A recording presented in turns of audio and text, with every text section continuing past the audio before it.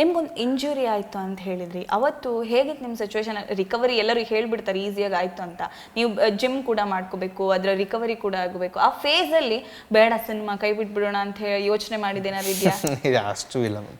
ಒಂದು 4-5 ಮಂತ್ಸ್ ಸ್ವಲ್ಪ bed rest ಅಲ್ಲೇ ಇದ್ದೆ ಮ್ಯಾಮ್, 4-5 ಮಂತ್ಸ್. ಆಮೇಲೆ ಮತ್ತೆ ರಿಹ್ಯಾಬ್ ಶುರು ಮಾಡ್ಕೊಂಡ್ವಿ. ರಿಹ್ಯಾಬ್ ಅಂದರೆ ಮತ್ತೆ ಫಿಸಿಕಲ್ ಫಿಟ್ನೆಸ್ ವಾಪಸ್ ತಂದು ಕೊಡೋದು ಮ್ಯಾಮ್. ಅದನ್ನ ತಂದ್ಕೊಂಡು ಮತ್ತೆ ಇಮಿಡಿಯೇಟ್ ಯಾವ ಶಾಟ್ ಏಟ್ ಬಿದ್ದಿದ್ದು ಅದೇ ಶಾಟ್ ಹೋಗಿ ಮತ್ತೆ ಮಾಡಿದ್ವಿ. ಸಕ್ಸಸ್ಫುಲ್ಲಾಗಿ ಬಂತು.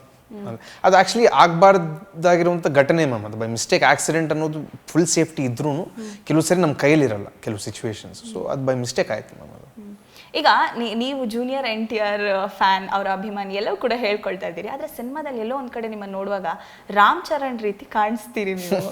ಸೊ ಏನು ಅನ್ಸುತ್ತೆ, ರಾಮ್ ಚರಣ್ ಸರ್ ಥರ ಕಾಣಿಸ್ತೀರಿ ನಿಮ್ಗೆ ಅನ್ಸಿದ್ಯಾ? ಅವರು ಫಿನಾಮಿನಲ್ ಸ್ಕ್ರೀನ್ ಪ್ರೆಸೆನ್ಸ್ ಹೊಂದಿರುವಂಥ ಆ್ಯಕ್ಟರ್ ಅಲ್ಲ ಮ್ಯಾಮ್. ತುಂಬ ಅನುಭವ ಇದೆ ಅವ್ರಿಗೂ, ತುಂಬ ಪ್ರೂವ್ ಮಾಡ್ಕೊಂಡಿದ್ದಾರೆ ಅವರು. ಸೊ ನಿಮ್ಗೆ ಅನ್ಸಿದೆ ಅಂದರೆ ನನಗೆ ಖುಷಿ ಅಷ್ಟೇ. ಓಕೆ. ಈ ಕಮೆಂಟ್ಸ್ ಎಲ್ಲ ಕೇಳುವಾಗ ಫಸ್ಟ್ ಸಿನಿಮಾಗೆ ಸೊ ಏನು ಅನ್ಸುತ್ತೆ?